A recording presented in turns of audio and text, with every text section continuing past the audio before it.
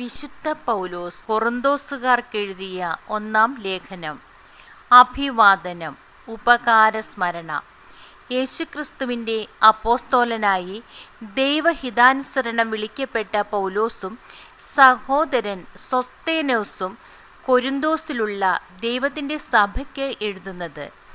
യേശുക്രിസ്തുവിൽ വിശുദ്ധരായവർക്കും വിശുദ്ധരാകാൻ വിളിക്കപ്പെട്ടവർക്കും നമ്മുടെ കർത്താവായ യേശുക്രിസ്തുവിൻ്റെ നാമം എല്ലായിടത്തും വിളിച്ചപേക്ഷിക്കുന്ന എല്ലാവർക്കും നമ്മുടെ പിതാവായ ദൈവത്തിൽ നിന്നും കർത്താവായ യേശുക്രിസ്തുവിൽ നിന്നും കൃപയും സമാധാനവും. യേശുക്രിസ്തുവിൽ നിങ്ങൾക്ക് കൈവന്ന ദൈവകൃപയ്ക്ക് ഞാൻ നിങ്ങളെ പ്രതി ദൈവത്തിന് സദാ നന്ദി പറയുന്നു. എന്തുകൊണ്ടെന്നാൽ അവിടുന്ന് എല്ലാവിധത്തിലും പ്രത്യേകിച്ച് വചനത്തിലും വിജ്ഞാനത്തിലും നിങ്ങളെ സമ്പന്നരാക്കി. ക്രിസ്തുവിനെ പറ്റിയുള്ള സാക്ഷ്യം നിങ്ങളിൽ ഉറപ്പിക്കപ്പെട്ടതിൻ്റെ ഫലമായി നമ്മുടെ കർത്താവായ യേശുക്രിസ്തുവിൻ്റെ വെളിപാട് കാത്തിരിക്കുന്ന നിങ്ങൾക്ക് യാതൊരു ആത്മീയ ദാനത്തിൻ്റെയും കുറവില്ല. നമ്മുടെ കർത്താവായ യേശുക്രിസ്തുവിൻ്റെ ദിനത്തിൽ നിങ്ങൾ കുറ്റമില്ലാത്തവരായിരിക്കേണ്ടതിന് അവസാനം വരെ അവിടുന്ന് നിങ്ങളെ പരിപാലിക്കും. തൻ്റെ പുത്രനും നമ്മുടെ കർത്താവുമായ യേശുക്രിസ്തുവിൻ്റെ സഹവാസത്തിലേക്ക് നിങ്ങളെ വിളിച്ച ദൈവം വിശ്വസ്തനാണ്. വിശ്വാസികൾക്കിടയിൽ ഭിന്നത.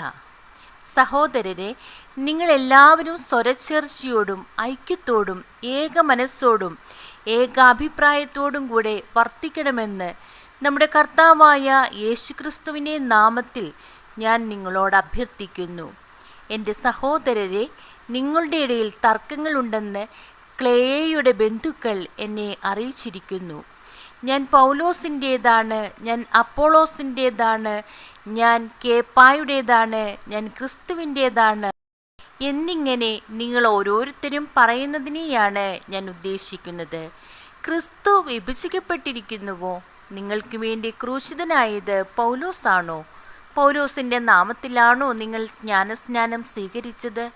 ക്രിസ്പോസിനെയും ഗായൂസിനെയും അല്ലാതെ നിങ്ങളിൽ മറ്റാരെയും ഞാൻ ജ്ഞാനസ്നാനപ്പെടുത്തിയിട്ടില്ല എന്നതിൽ ദൈവത്തിന് നന്ദി പറയുന്നു. അതുകൊണ്ട് എൻ്റെ നാമത്തിൽ സ്നാനം സ്വീകരിച്ചു എന്ന് പറയാൻ നിങ്ങളിൽ ആർക്കും സാധിക്കുകയില്ല. സ്തേഫാനോസിൻ്റെ കുടുംബത്തെ കൂടി ഞാൻ സ്നാനപ്പെടുത്തിയിട്ടുണ്ട്, അല്ലാതെ മറ്റാരെയെങ്കിലും ഞാൻ സ്നാനപ്പെടുത്തിയിട്ടുണ്ടോ എന്ന് അറിഞ്ഞുകൂടാ. എന്തെന്നാൽ ക്രിസ്തു എന്നെ അയച്ചത് സ്നാനം നൽകുവാനല്ല, സുവിശേഷം പ്രസംഗിക്കാനാണ്. എന്നാൽ വാഗ്വിലാസത്തോടെയല്ല ആയിരുന്നെങ്കിൽ ക്രിസ്തുവിൻ്റെ കുരിശ് വ്യർത്ഥമാകുമായിരുന്നു. കുരിശിൻ്റെ ഭോഷത്വം. നാശത്തിലൂടെ ചരിക്കുന്നവർക്ക് കുരിശിൻ്റെ വചനം ഭോഷത്വമാണ്. രക്ഷയിലൂടെ ചരിക്കുന്ന നമുക്കോ അത് ദൈവത്തിൻ്റെ ശക്തിയത്രേ. വിജ്ഞാനികളുടെ വിജ്ഞാനം ഞാൻ നശിപ്പിക്കും, വിവേകികളുടെ വിവേകം ഞാൻ നിഷ്ഫലമാക്കും എന്ന് എഴുതപ്പെട്ടിരിക്കുന്നുവല്ലോ. വിജ്ഞാനി എവിടെ? നിയമജ്ഞൻ എവിടെ? ഈ യുഗത്തിൻ്റെ താർക്കികൻ എവിടെ? ലൗകിക ജ്ഞാനത്തെ ദൈവം ഭോഷത്വമാക്കിയില്ലയോ? ദൈവത്തിൻ്റെ ജ്ഞാനത്തിൽ ലോകം ലൗകിക വിജ്ഞാനത്താൽ അവിടുത്തെ അറിഞ്ഞില്ല. തന്മൂലം വിശ്വസിക്കുന്നവരെ സുവിശേഷ പ്രസംഗത്തിൻ്റെ ഭോഷത്വം വഴി രക്ഷിക്കാൻ അവിടുന്ന് തിരുമനസ്സായി. യഹൂദർ അടയാളങ്ങൾ ആവശ്യപ്പെടുന്നു, ഗ്രീക്കുകാർ വിജ്ഞാനം അന്വേഷിക്കുന്നു. ഞങ്ങളാകട്ടെ യഹൂദർക്ക് ഇടർച്ചയും വിജാതിയർക്ക് ഭോഷത്വവുമായ ക്രൂശിക്കപ്പെട്ട ക്രിസ്തുവിനെ പ്രസംഗിക്കുന്നു. വിളിക്കപ്പെട്ടവർക്ക്, യഹൂദരോ ഗ്രീക്കുകാരോ ആകട്ടെ, ക്രിസ്തു ദൈവത്തിൻ്റെ ശക്തിയും ദൈവത്തിൻ്റെ ജ്ഞാനവുമാണ്. എന്തെന്നാൽ ദൈവത്തിൻ്റെ ഭോഷത്വം മനുഷ്യരെക്കാൾ ജ്ഞാനമുള്ളതും ദൈവത്തിൻ്റെ ബലഹീനത മനുഷ്യരെക്കാൾ ശക്തവുമാണ്. സഹോദരരെ, നിങ്ങൾക്ക് ലഭിച്ചിരിക്കുന്ന ദൈവവിളിയെപ്പറ്റി തന്നെ ചിന്തിക്കുവിൻ. ലൗകിക മാനദണ്ഡമനുസരിച്ച് നിങ്ങളിൽ ബുദ്ധിമാന്മാർ അധികമില്ല, ശക്തരും കുലീനരും അധികമില്ല.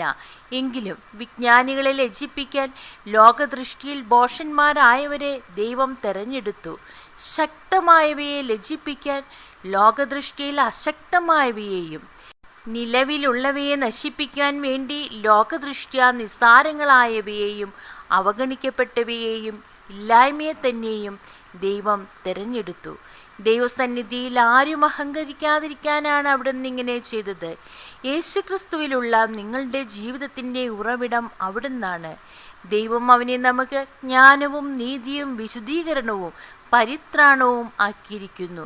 അതുകൊണ്ട് എഴുതപ്പെട്ടിരിക്കുന്നത് പോലെ അഭിമാനിക്കുന്നവൻ കർത്താവിൽ അഭിമാനിക്കട്ടെ. ദൈവമേ, സ്തുതി അങ്ങേക്ക് യോഗ്യമാകുന്നു.